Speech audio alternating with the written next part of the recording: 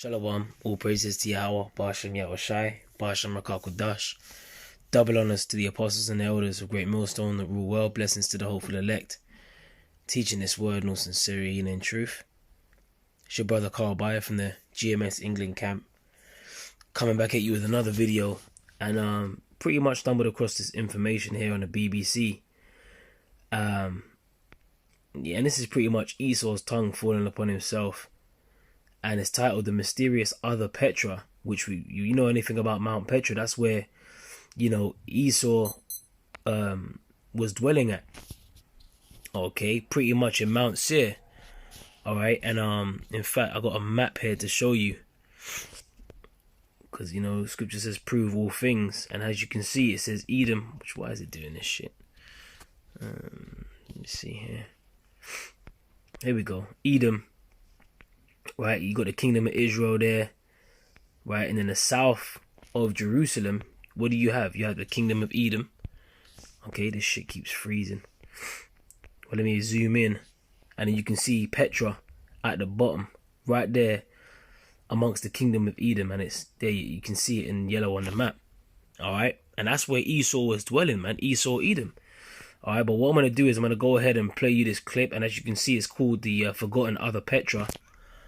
Alright, and we're going to get some images of Mount Petra, or Mount Seir, or Petra, and have a look at the architecture and see. And this is, you can tell that this is the same people coming back in the reincarnation, building up the same way that they was building, or the same type of architecture that they were building within these caves, within these rocks.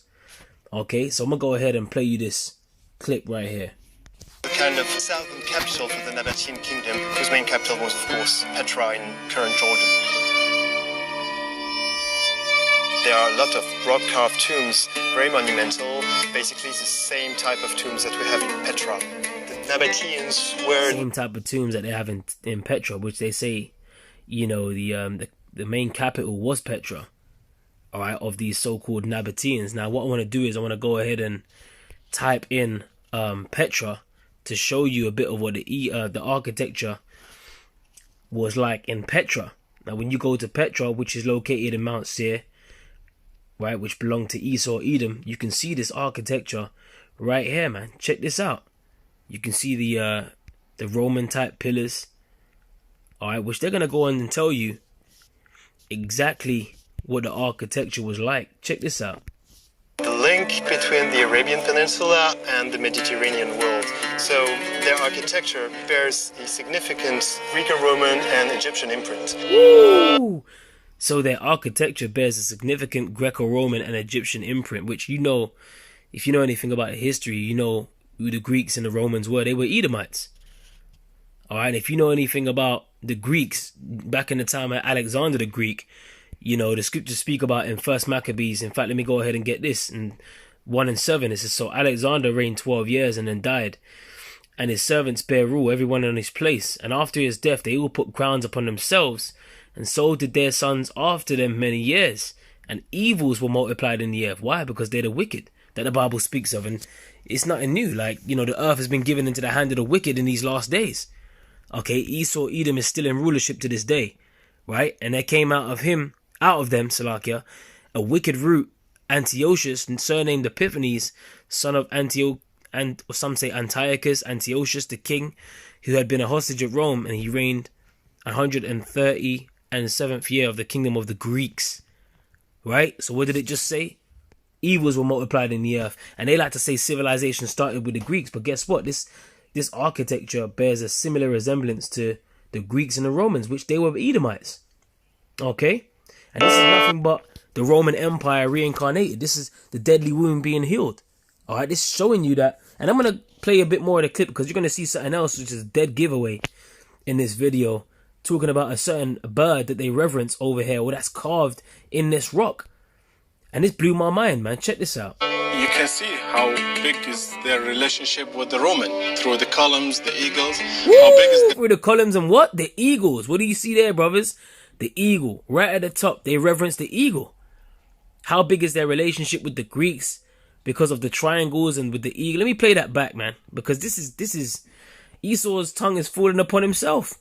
Greek and Roman and Egyptian imprint. You can see how big is their relationship with the Roman through the columns, the eagles. How big is their relationship with the Greek because of the triangles, with the Egyptian, with the Persian, with all around neighbors. And you already know it. Esau also ruled in the land of Egypt as well. All right, when you're dealing with Ptolemy, right? When you're dealing with the time of Alexander and these 4 generals after him, they ruled in the land of Egypt too. All right. And that's why, you know, their architecture, look, man, this is like so, like, this is the truth. And if you don't believe this is the truth, then there's nothing that, you know, pretty much, you're lost, man. You know, you're just lost in these last days. Let me go ahead and get a scripture. Let me go ahead and get Obadiah first. All right. In fact, let me get, let me get Obadiah chapter 1. And I'm going to start from the top. It says, the vision of Obadiah, saith the Lord Yahweh power, concerning Edom. We have heard a rumor from the Lord Yahweh, and an ambassador is sent among the heathen. Arise ye, and let us rise up against her in battle. Behold, I have made thee small among the heathen. Thou art greatly despised. The pride of thine heart have deceived thee, thou that dwellest in the clefts of the rock. Right? Thou that dwellest in the clefts of the rock. And what do you see right here? Esau was dwelling among the clefts of the rock, man. Right? And they like to prize themselves and calling themselves Caucasian, which when you look up the word Caucasian, what does that mean? That means a cave dweller. Right? Let's go ahead and Caucasian definition real quick. Right? It says white-skinned of European origin, which really they're red, they're not white-skinned. A white person, a person of European, a Persian from the Caucasus, right? A Persian from the Caucasus, right? Which, now let's look up Caucasus, right? Caucasus, right? It says, Caucasus or Caucasia is a region between the Black Sea and the Caspian Sea, mainly occupied by Armenia, which I want to get the, because it used to say cave dwellers. Let me see, Caucasian. Salakia, bear with me, right? Because we gotta get this. Get a Caucasian here. Don't know if I missed it here.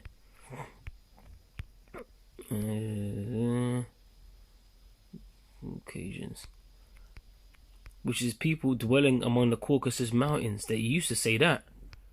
Caucasus Mountains. Let me just type in Caucasus Mountains, because I don't wanna Caucasus Mountains. There we go. The Caucasus Mountains, a mountain system at the intersection of Europe and Asia, stretching between the Black Sea and the Caspian Sea. So they were dwelling in the mountains, man. You know, the Caucasus Mountains. All right, and this is Esau Edom, and this is his tongue falling upon himself in these last days, man. Okay, so let's go back to the scripture in Obadiah chapter 1 and 3. It says, the pride of thine heart have deceived thee, thou that dwellest in the clefts of the rock, whose habitation is high, that saith in his heart, who shall bring me down to the ground? Now this is the kicker. Check this out. Though thou exalt thyself as the eagle, and though thou set thy nest among the stars, thence will I bring thee down, saith the Lord. And you already know that they started going down in the late 60s, man, when they claimed to go to the moon, right? But guess what? They've been going down ever since. But the point I wanted to focus on was the eagle part, all right? Because in this clip here, what did it say? How big is their relationship with the Greek because of the triangles, with the Egyptian, with the Persian, with all around neighbors. Nabatean, of course, were here, but they were international relationship with Roman and Egyptian imprint. Here we go. You can see how big is their relationship with the Roman through the columns, the eagles. Through the columns and the eagles, man. All right, through the columns and the eagles. Now, when you type in American, CIA, what the hell is going on, man? That is Satan. What is going on? American CIA. When you type in or American bald eagle. Right, when you type in American bald eagle, you already know that America reverences the eagle, man. And this shows you that this is Esau's kingdom. This is Esau. This is his kingdom, man, because they reverence the eagle, which the eagle is a filthy bird, man. All right, and it flies higher than all the others, and guess what? It hunts vermin, it hunts prey from such a high height. That's why the scripture says whose habitation is high, and these eagles fly high. That's why they reverence the eagle, man. All right, let me type in America and the eagle, and there was a movie that came out called The Eagle, right, which pretty much went into the decline of the Roman Empire, the pagan Roman Empire, when Rome was pretty much losing its power, losing its grip. All right, and they were fighting against the barbarians, man. There's a film called The Eagle, I believe Channing Tatum starred in it, and they always carried around an eagle with a pretty much it was like a golden eagle. With every legion, they used to carry around a golden eagle, man. They even show you that in a new show called Barbarians on Netflix, man. And they showed you that the barbarians, they wanted to take the eagle because it was such a great symbol towards for the Romans. Okay, let me type in. Let me go ahead. The American eagle.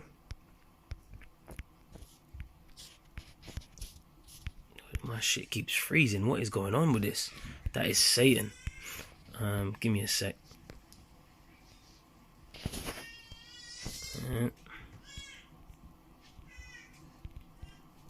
American eagle.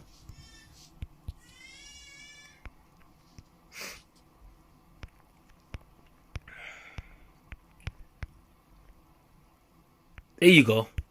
In fact, I could just get the dollar bill, man, because what you can see on the back of the dollar bill is the eagle. All right, American dollar. Okay, and when you look on the back of the American dollar, what do you have? There you go, the eagle, right there on the back of the American dollar bill.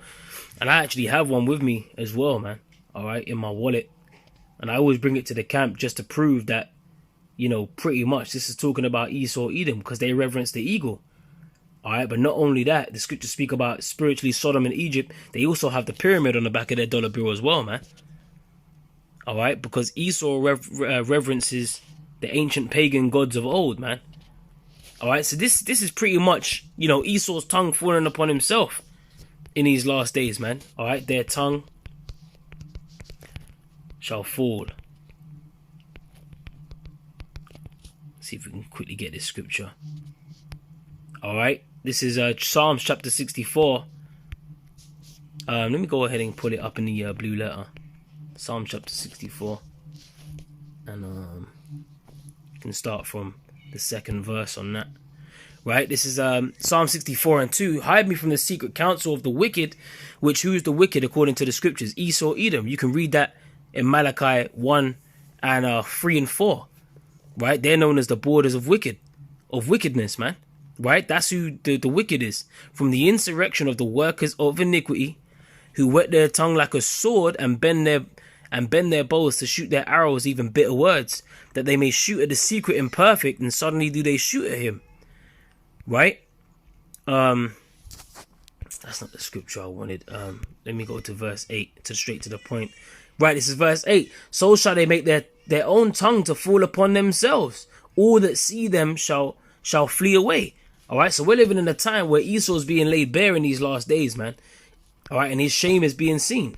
Jeremiah 49 and 10, I have made Esau bare. I have uncovered his secret places. Yeah, the secret counsel of the wicked has been uncovered. All right. Hey, there's this one saying in the world. What did they used to say? The greatest trick the devil ever pulled was convincing the world that he doesn't exist. Well, guess what? Everyone knows he exists, and the devil is a so-called white man, right? The physical counterpart of the spiritual demon Satan. Even though he's transformed himself into an angel of light, he's being revealed in these last days, and he shall not be able to hide himself. You can't hide, man. And your own tongue is falling upon yourselves. Here it is in 2020. You're gonna make a video like this exposing who you are, linking yourselves to those that used to dwell at Mount Petra, linking yourselves to the Edom or Esau Edom, right? This is on the BBC, the mysterious other Petra. architecture bears a significant Greek and Roman and Egyptian imprint. So there you go, man. You can see how big is their relationship with the Roman through the... Yep, the relationship with the Romans. And earlier I mentioned the Romans, which I hope I can pull it up because my phone keeps freezing. But let me just type in the Romans, Roman eagle. See if we can get... There you go. And this is what they used to carry around with their legions, man. These Roman eagles, right? That was the symbol of Rome, if you will. That's what they used to roll around with.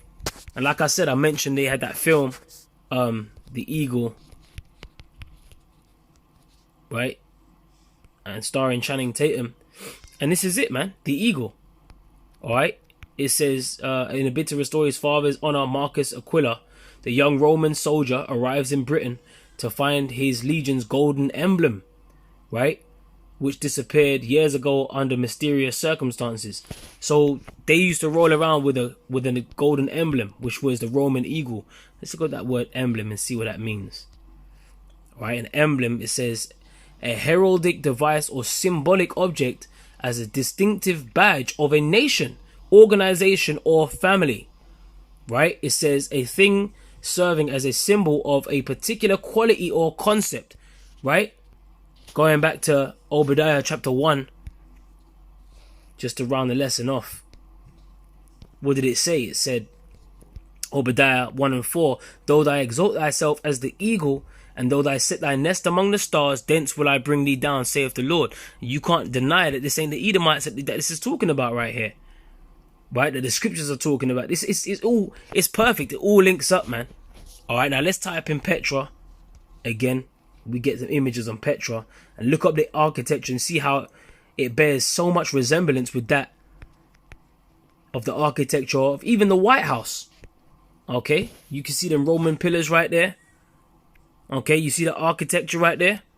Now let's type in the White House. Alright,